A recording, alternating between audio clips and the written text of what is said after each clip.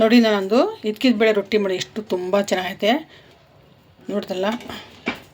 ಬನ್ನಿ ಹೇಗೆ ಮಾಡಿ ನೋಡೋಣ ಒಂದ್ಸಲ. ಹಾಯ್ ಹಲೋ ಎಲ್ಲರೂ ಹೇಗಿದ್ದೀರಾ? ನಾನು ನಿಮ್ಮ ಶಶಿ ಮಾತಾಡ್ತಾಯಿದ್ದೀನಿ. ಇದ್ಕಿದ ಬೇಳೆ ಅಕ್ಕಿ ರೊಟ್ಟಿ ಬೇಳೆ ತುಂಬಾ ಚೆನ್ನಾಗಿದೆ ನೋಡಿ. ಬನ್ನಿ ಹೇಗೆ ಮಾಡಿದೆ ಒಂದ್ಸಲ ಕ್ಲಿಪ್ಪಿಂಗ್ ನೋಡ್ಕೊಂಡು ಬರೋಣ. ಇದ್ಕಿದ ಬೇಳೆ ಅಕ್ಕಿ ರೊಟ್ಟಿಗೆ ನಾನು ಒಂದು ತಪ್ಪಲೆ ಇಟ್ಕೊಂಡಿದ್ದೀನಿ.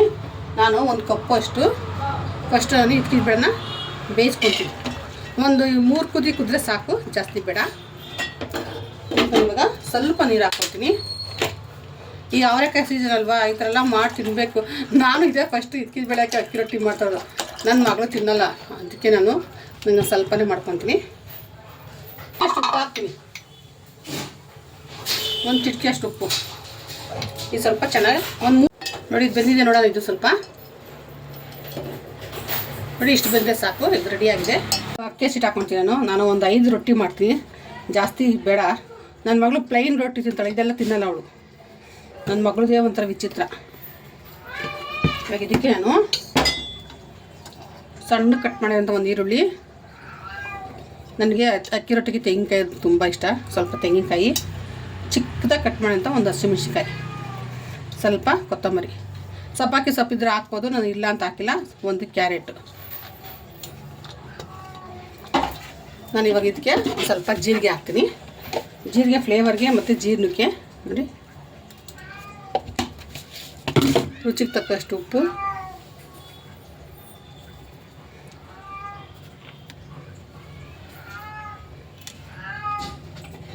ನಾನು ಇದಕ್ಕೆ ಬೇಯಿಸಿಟ್ರೆ ಅಂತ ಏನಿದು ಇದ್ಕಿದ ಬೇಳೆ ಹಾಕ್ತೀನಿ.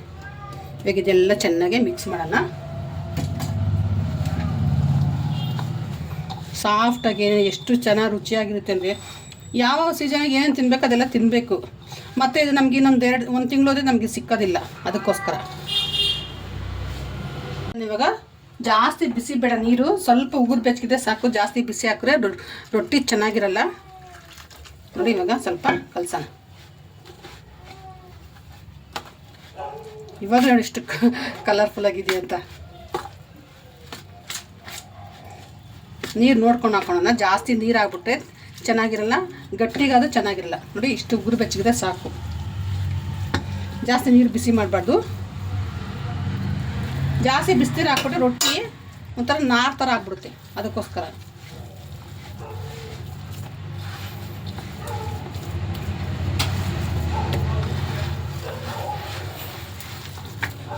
ನಾನು ಒಂದು 5 ರೊಟ್ಟಿಗೆ ತೊಗೊಂಡೆ.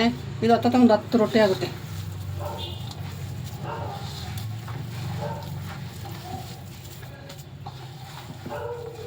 ಕಾಳು ಸ್ವಲ್ಪ 1-2 ಕುದಿ ಬೆಂದುಬಿಟ್ಟಿದೆ. ನಾನು ಇಟ್ಬಿಟ್ಟು ಮಕ್ಕಳಿಗೆಲ್ಲ ಊಟ ಹಾಕಕ್ಕೆ ಹೋದ್ನಲ್ವಾ, ಪರವಾಗಿಲ್ಲ, ಚೆನ್ನಾಗಿ ಕಾಣುತ್ತೆ ನೋಡಿ. ಇಷ್ಟಾದರೆ ಸಾಕು. ಇದು ನಾವು ಒಂದು 10 ನಿಮಿಷ ನೆನೆ ಬಿಡೋಣ, ಇಲ್ಲಾಂದರೆ ರೊಟ್ಟಿ ಚೆನ್ನಾಗಿರಲ್ಲ.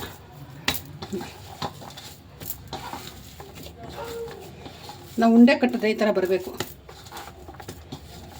ಜಾಸ್ತಿ ಮಿದಿಬಾರ್ದು, ಬೇಳೆಲ್ಲ ಒಡೆದೋಗುತ್ತೆ ನೋಡಿ. ಈ ಥರ ಉಂಡೆ ಕಟ್ಟರೆ ಬರಬೇಕು. ಬರುತ್ತೆ. ನಾನು ಬಾಳೆಯಲ್ಲಿ ಮಾಡ್ತೀನಿ, ಬಾಳೆ ತೊಗೊಂಬರ್ತೀನಿ. ಇವಾಗ ಸಿಕ್ಕಿಲ್ಲ ಅಂದರೆ ನಾನು ಬಟರ್ ಪೇಪರಲ್ಲಿ ಮಾಡ್ತೀನಿ ನೋಡಿ.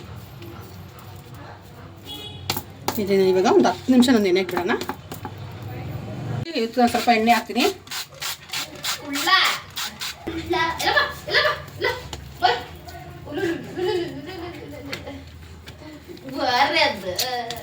ತೆಳ್ಳಗೆ ತಟ್ಟಣ.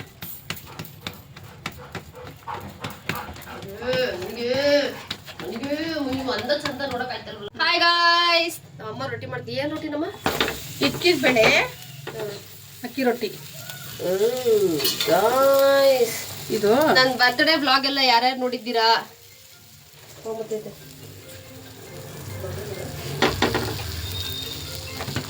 ಸ್ವಲ್ಪ ಇದು ಸಣ್ಣಗಿರುತ್ತೆ ಬಾಳೆಲ್ಲಿ, ಅದೊಂಥರ ಆಗುತ್ತೆ.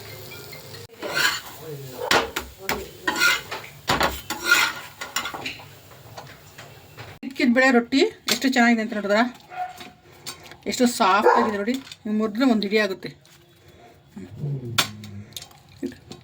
ತುಂಬಾ ಚೆನ್ನಾಗಿದೆ ನೋಡಿ, ತುಂಬ ರುಚಿಯಾಗಿದೆ, ಸಖತ್ ಟೇಸ್ಟ್ ಆಗಿದೆ, ಸಾಫ್ಟಾಗಿದೆ. ನೋಡಿದ್ರಲ್ಲ ನಾನು ಹೇಗೆ ಮಾಡಿದೆ ಅಂತ. ನೀವು ಮನೇಲಿ ಟ್ರೈ ಮಾಡಿ. ಇವಾಗ ಸೀಸನ್ ಇದು, ಈ ಸೀಸನ್ ನಾವು ಮಾಡ್ಕೊಂಡು ತುಂಬ ಚೆನ್ನಾಗಿರುತ್ತೆ. ನೋಡ್ದಲ್ಲ. Okay bye. ಚೆನ್ನಾಗಿದೆ ನನಗೆ ಕಮೆಂಟ್ಸ್ ಹಾಕಿ.